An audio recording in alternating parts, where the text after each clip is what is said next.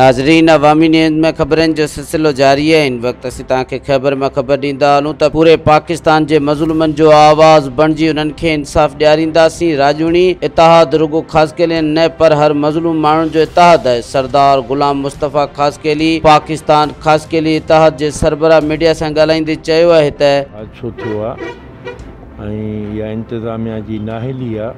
जेकॾहिं इंतिज़ामिया चाहे हा तो ये कोर्ट में मैटर है ऐं पुलिस के सब खबर है, लेकिन पुलिस मौजूदा गवर्नमेंट के मानून जी कमदार बनियल आहे ऐं कंहिं ग़रीब जी जान जी माल की हिफाजत करण लाइ त कोन आहिनि। इहे रुगो प्रोटोकॉल में पूरा आहिनि ऐं ही माण्हू पीपुल्स पार्टी सां वाबिस्ता है ऐं तमामु वॾी दहशतगर्दी कई अथनि। हाणे तव्हां इन मां अंदाज़ो लगायो तो FIR कट हिन वक्त ताईं भी कोशिश कई है तो FIR वगैरह सही कटिजे ऐं आईंदे भी गिरफ़्तारी लाइ भी अॼु भी मां वञा पियो, मुंहिंजी कल्ह भी ॻाल्हि थी है इंतिज़ामिया सां। इंशाल्लाह गिरफ़्तार थींदा, इहो मनतकी अंजाम ते पहुचंदा इंशाल्लाह। छो ही जेको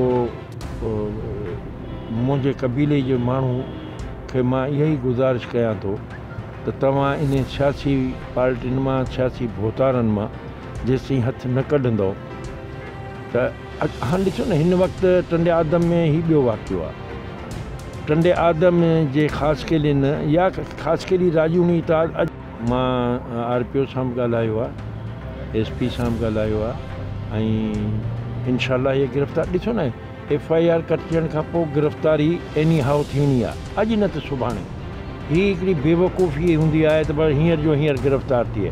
ज़ाहिर आहे जे हेॾा वॾो हादसो कयो आहे उहो को आसानी सां त पकड़ कोन ॾींदो पुलिस खे, लेकिन इहे गिरफ़्तार थींदा, ये कोर्ट ऑफ लॉ में वेंदा। इन खां सवाइ को मसइले जो हल कोन थींदो। क़ौम या ख़ासकेली क़ौम न आहे, ही फ़र्दनि जो जहिड़ो आहे, ही हिकिड़े ज़ाइद उमरानी जो जहिड़ो आहे। इन में पूरी उमरानी क़ौम कोन्हे ऐं ही ख़ासकेली उते जे ख़ासकेलिन जो जहिड़ो आहे, पूरी ख़ासकेली कोन्हे। मज़ीद खबरों और तफसीलात के लिए विजिट करें हमारी वेबसाइट www.awamiNewsHD.com।